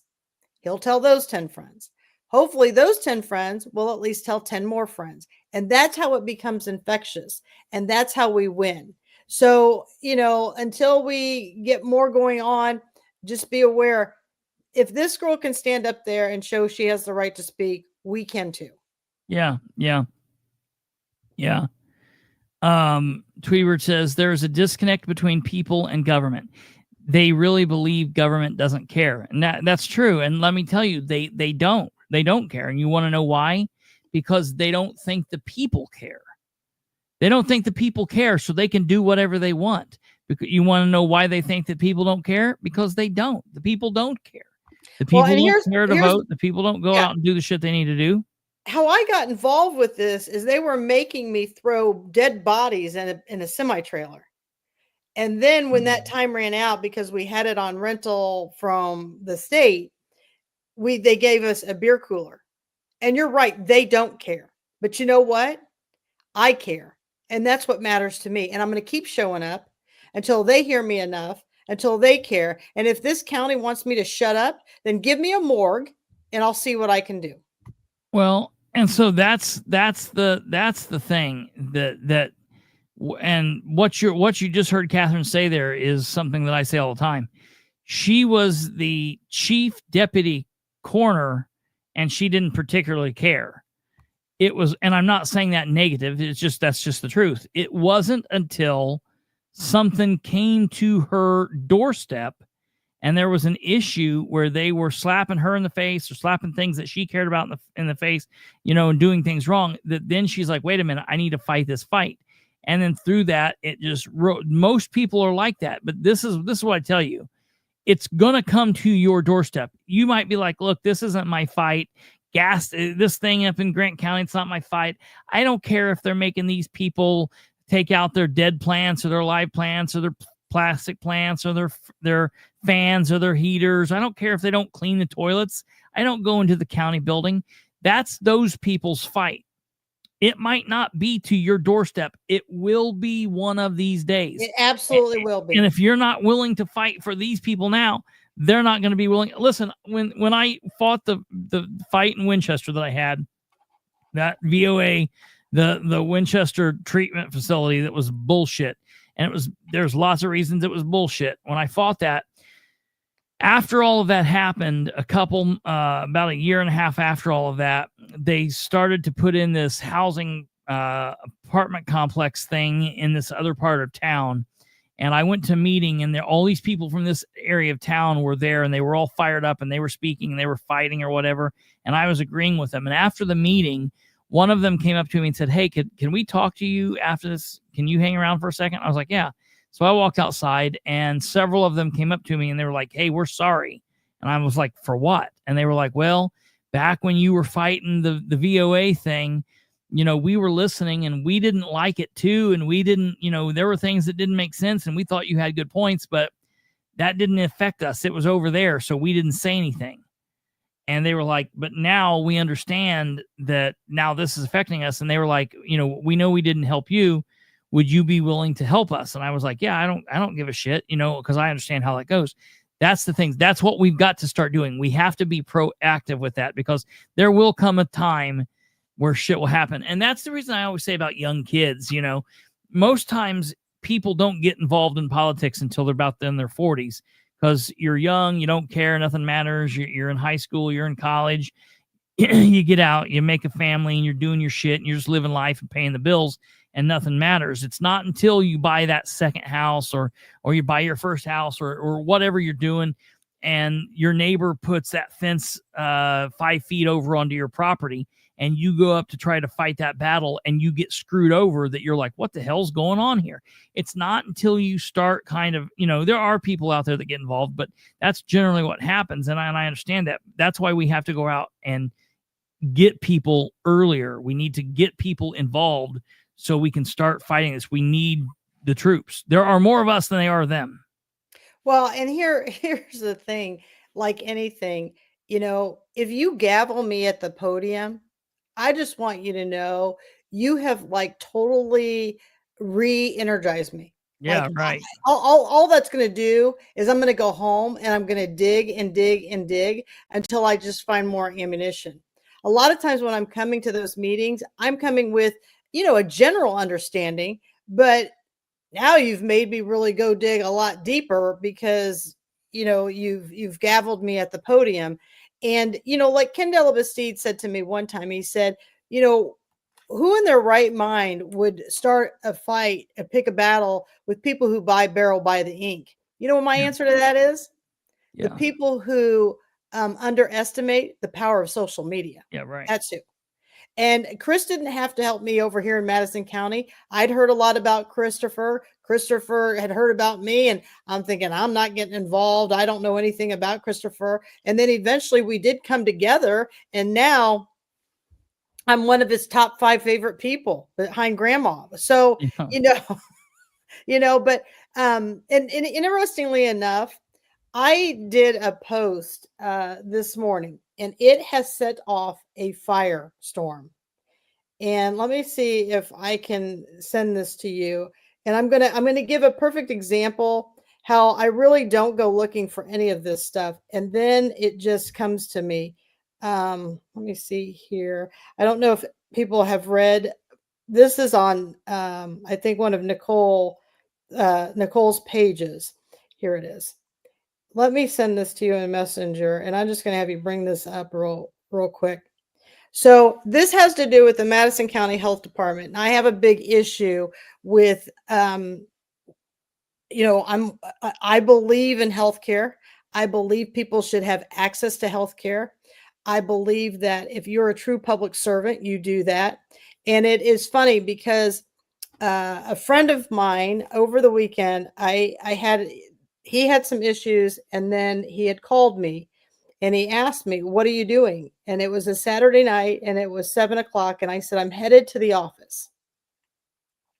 And he said, oh, and I said, yeah, I've got a person. I know this is a little graphic for you people, who I ordered a stat test on Friday, didn't get it back. I saw it. I was out of town Saturday morning, and I called the patient. I said, listen, I'll be back in town by 7. I'm going to meet you at the office by 7:30, and I'm going to remove this device. And so, I was talking to him on my way in, and he sent me a message, and he said, I'm trying to see if I can find it, because he said it better than I told him he was on drugs, but he said, you're the best healthcare provider. You go so far for everyone. I remember when I thought it was just because we're friends and close. Nope. You take care of everyone, and I don't know how you do it. And that's the same thing. When I made this post about the health department, this had nothing to do with more than having access for the people. The health department in Madison County has received millions of dollars in grants in every year for like the last 4 or 5 years. They had a health employee who was driving the county vehicle from Madison County all the way up. She lived up by Taylor University, I mean, that's at least a 45-minute to an hour drive back and forth for years until I started calling it out on social media. And then suddenly she's like, okay, I'm not doing it anymore. You're right. So I stopped doing it. So all I did was simply write this, read what I wrote. It was a very simple post that turned into a shit show. Yeah, because you pick on the health department people and they like to fight you. Yeah. Important update. You work an 8-hour day. Why would you close when that is the normal time most people take a lunch? Take your lunch from 3 p.m. to 4 p.m. I don't even know what you're saying here. Well, wait till you read. Well, read the. Or stagger your lunches and don't close at all. None of you have to eat together by law. Or how about shifting the time to cover some evenings for parents who need to work? Or perhaps the first and third Thursday, you have an 8 a.m. to 3 p.m. with a lunch from 3 to 4. Okay. You have a 12 noon to 7 p.m. and a second and fourth Thursday with dinner from 7 p.m. ... Or you could do a full 8 hours and stagger when you eat. You do understand you are paid by the taxpayer. The community should have more flexible access. It's public health. Perhaps you're not as busy as you should be because your hours are ridiculous. It's really not that hard to do a schedule if you're truly invested in the people and not yourself. So and that's I'm because responding to this message the health department put yes, out. 15 hours ago, they said, important update. The Madison County Health Department Elwood Satellite Office is now open once a week on Thursdays from 8 a.m. to 3 p.m., closed 12 to 1 for lunch. We would love to see you for vaccinations, sports physicals, birth records, death records, sexual health screenings, and more. Have questions? Give us a call. So here's the thing. We bought a $500,000 RV. We built a $900,000 pole barn, all with grant money. So now we're up to 1.4. If they're only going to be open one day a week and they renovated this space, they've got utilities up there in Elwood, then why don't you just take the RV up there for that day? Yeah. And so these people just went nuts and everybody lost sight. I'm just asking people to stagger their lunches. Let me tell you, I was a nurse on the floor for a long time. There were many days I didn't even get a lunch, but there was never a time where we shut down the entire floor and said, hey, why don't we all go for lunch? As a matter of fact, we have to clock out to go to lunch, right? So this is, if you go and read these comments on this page, it got off the chain. And somebody put up there, she said, do you only post negative information? And I'm thinking to myself, since when advocating for patient access is that negative? I have no idea. I've just asked people to stagger their lunch. It's a pretty simple thing. I mean, I am sure these people are being paid for 8 hours, 8 to 4. I'm sure of it. And here's the thing. You can apply online for a death certificate. You can do numerous things. They can even cross-train these people. I mean, it just goes on and on and on. But you know, at the end of the day, when I make these posts, it's what the people tolerate. And I'm unwilling to watch the health department walk away with millions and millions of dollars and not give patients access. This just makes no sense to me. We have working moms, we have single moms, we have working fathers, we have single fathers. It's not like the 1950s anymore.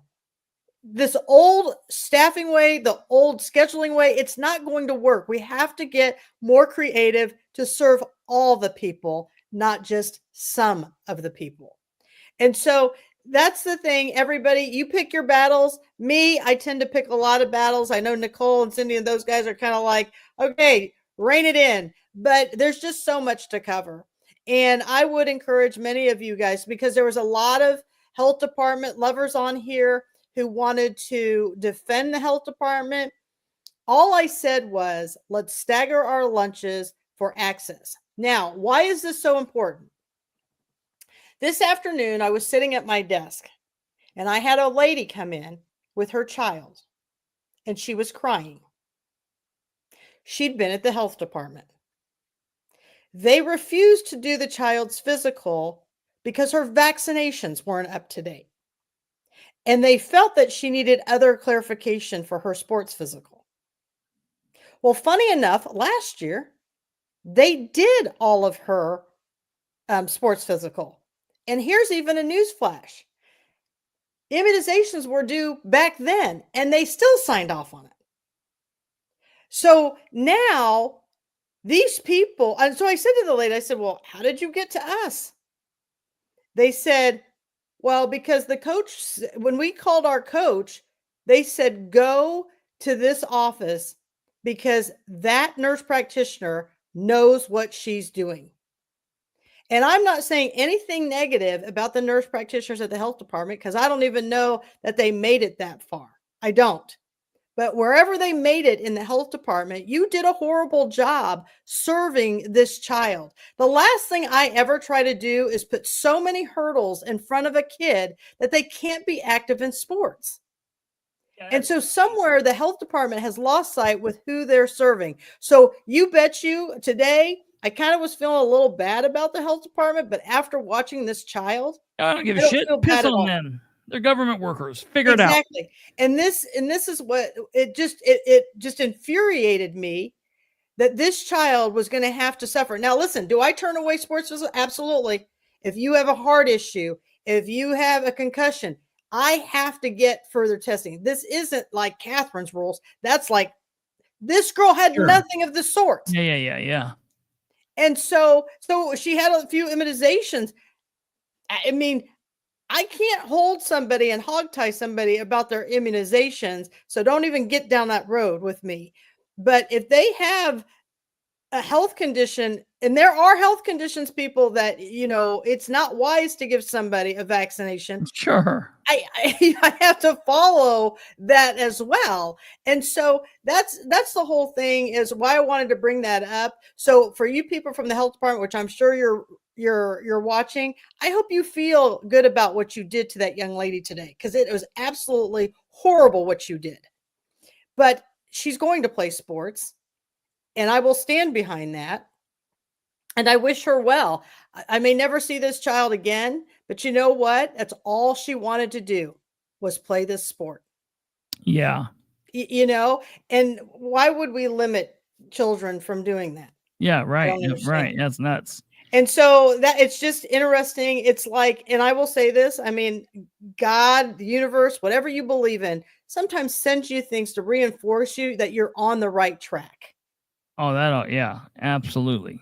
Yes. So yes. That's the whole thing. They've made a big deal about this up in Elwood. Somebody said, I should be, grateful that they come up there to the meth capital of the world and that they do just give one day. And I'm thinking to myself, with as much money as they've gotten, why aren't they proactive? Why don't we have programs set up?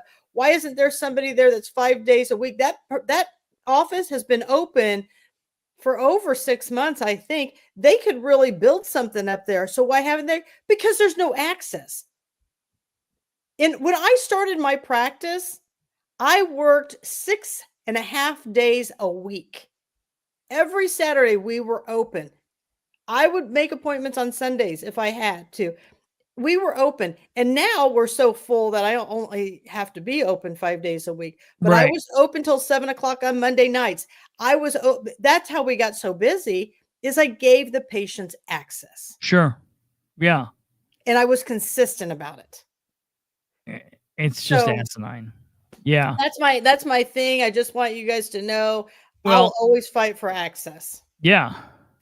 Yeah. And we deserve better. We should demand better from our no elected question. officials. Yeah. I mean, one right here. She says, I've seen her on a Sunday. Maybe. I mean, and the thing is I don't even remember, right? I just do what I have to do to meet the needs of these patients. Their lives aren't perfect. My lives aren't public perfect. officials should do the same thing. Well, and that's the thing. Many of times these guys have had to wait on me. Yeah. So I sometimes have to wait on them or go to them when it meets their needs. Sure. So anyways, that's my soapbox about that. But, when health departments are getting, money hand over fist. Oh, yeah. absolutely. One Yeah, even yeah. put on there, the government's just decreased their funding. Okay, well, you know what? For 5 years, they've had enough money to get several programs in place. Where are they? Yeah. Yeah. Yeah, it's crazy.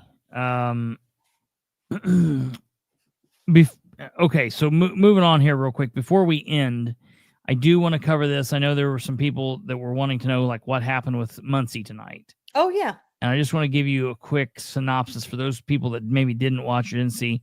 Here's the Muncie City Council meeting. See, it starts here. Get started. All right. We're going to start with some music here in a minute. Some of our intro music stuff goes on. I don't know what's going on here. So I have a question for you. Uh-huh. If when this goes live in July and it's mandatory that they have to have this, Yeah. what happens if they lose a fee? We're going to have to find that out. I don't know. I mean, listen, technology's a bitch. So I get it. Technology does what it is. If it's storming and shit happens. I get that. The problem is shit can't happen every meeting. Okay? So watch this. This is starting. Meeting's getting started. Okay? Supposed to start at 6:45 for a public hearing.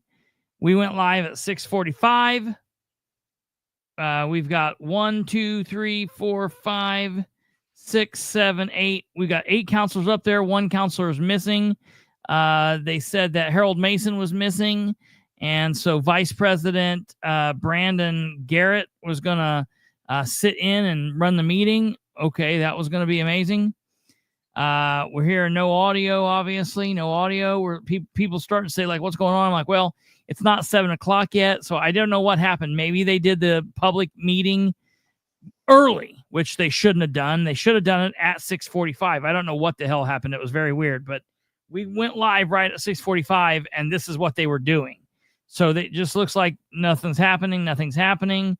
Okay, you can see up here, I'm not sure what's currently happening. A public hearing was set for 6:45 with the meeting set at 7 p.m. I wrote that and put that up on the screen. What was the public hearing about? A vacation of a public road. That's a very minor nothing. Very nothing. It was a nothing deal.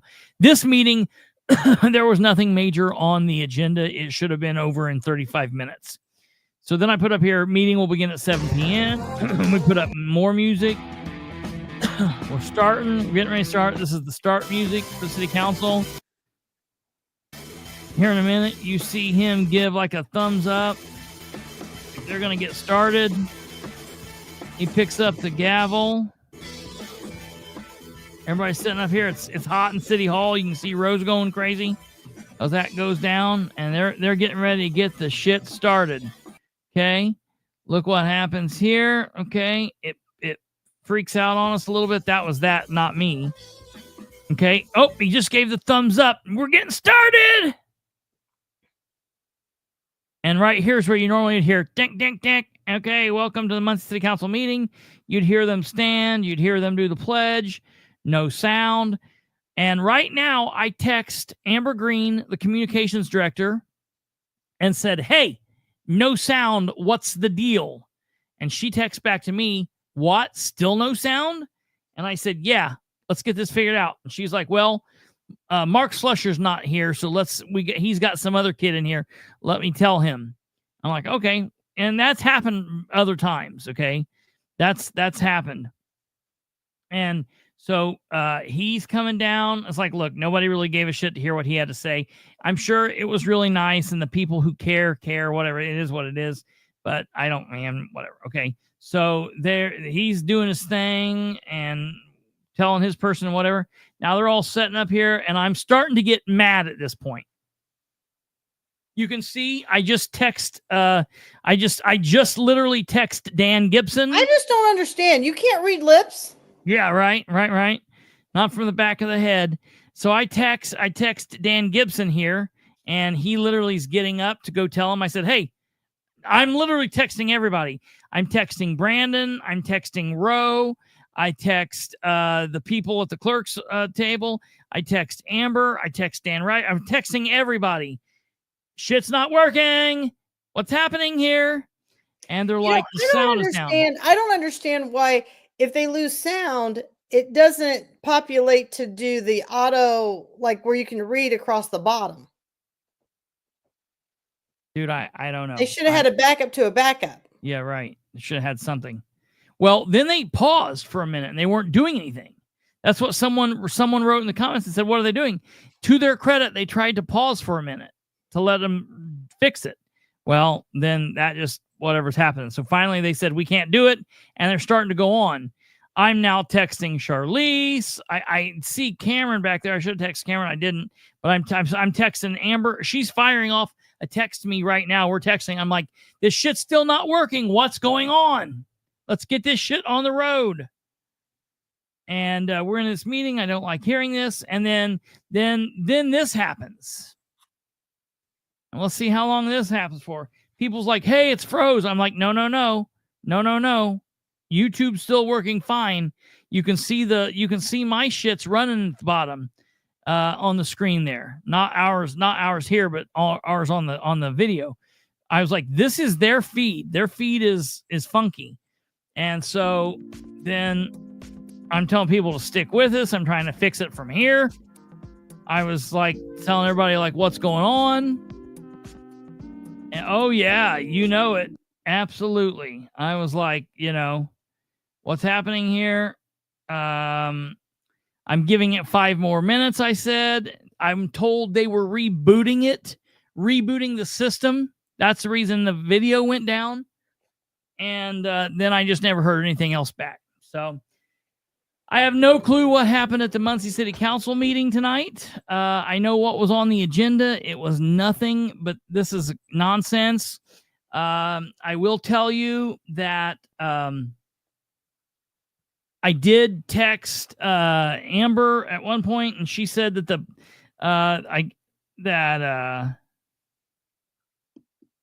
no, it wasn't Amber. I text Brandon, the vice president who was running the meeting, and he told me that it was he was like, we're sorry about this. There's nothing we could do. It's a problem with YouTube. I said, no, it's not. I'm live on YouTube right now. And he's like, oh, I'm sorry. This is what we were told. I can't do anything about it. There's nothing we can do. This is what it is. And I said, this is a problem. He said, this is not on our end. I asked, and I was told it was YouTube. I said, I'm on YouTube right now. No issues. It's on the city side. Mark and his people are idiots. I'm just going to tell you, I don't like the people that are running. I like Mark Slusher as a human. I don't like how he's done the city. I'm just going to tell you what it is. Brandon says, I'm so sorry. I will never let this happen again. I stopped the meeting and was told it was not on our end. I promise.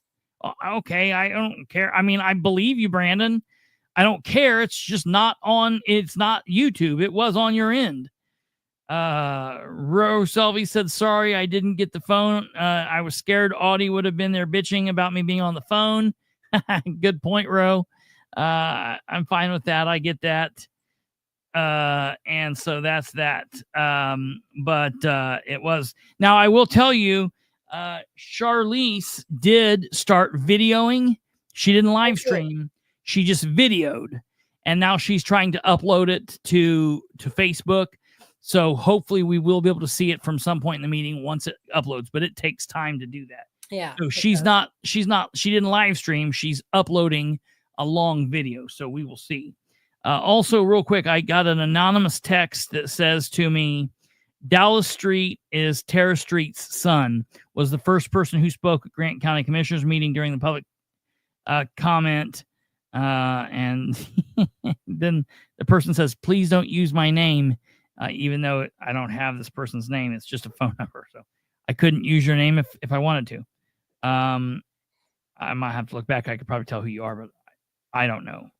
So that's that. Okay. I also have, wait, what's happening here? Let me see if I can talk about this. Well, now tomorrow, while he's reading that, we've got a Madison County Council meeting. Dave Sargent hopefully will be there to record that. So that'll be good. And then remember on June 5th for you Madison County people, that's when the Parks Department is going to meet at 12 noon about putting park trails through your yards, going down 8th Street all the way to State Road 13, and that's at 12 noon.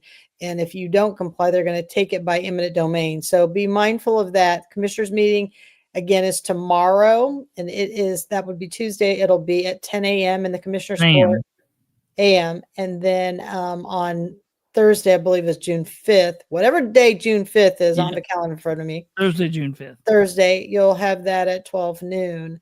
So make sure that you watch that. Good night, Alva, for you, because I know it's been a long night. But I appreciate you letting me sit in for Kate. Yeah, really quickly. You didn't sit in for Kate. You were just on doing what you normally do. Okay. You weren't down below doing the Kate thing. You were just here. What the hell? You were sitting in for you. Look, I got this. This is an email I just got now, so they must be watching. They must be watching. This is from the Grant County Commissioners. They sent this to me at 11:08.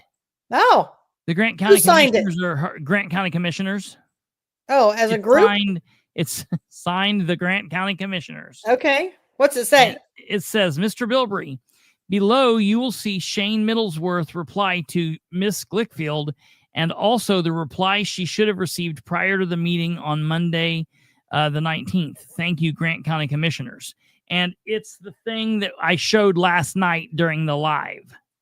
Oh, the whole email. It's the you email. You already have. Yeah, and it's what they sent her after, and it's the one that they faked that they said was made beforehand, but it wasn't. So let me tell you, Grant County Commissioners, I had this. I showed this last night, and I know it's bullshit. So try again. See, that's what I love. I mean, they make it so easy. The cover-up is worse than the crime. It absolutely is. I mean, you know what? Just own it and be done and move on. I mean, just like in healthcare, there's nothing in me that gets up and wants to make a mistake. Nothing. I want to make sure I get it right for every single patient. Trust me. But we are all human, right? Yeah. And sometimes I just have to say I'm sorry, right? And truly mean that I'm sorry. And so I don't understand why government officials believe that they don't ever have to apologize. They don't ever have never a mea culpa. Anything. They don't. Yeah. I mean, I get it. They're human, but these guys are just crackheads who just are so power hungry that they will die on any single knife they can if they can prove a constituent or try to make you look like you're crazy. It's the craziest thing I've ever seen. Yeah. I've never seen anything like this. Yeah, Glenda. And Jackie says, Mary Stilts recorded the meeting and shared it on Delaware County Meetings Facebook page, which is wonderful.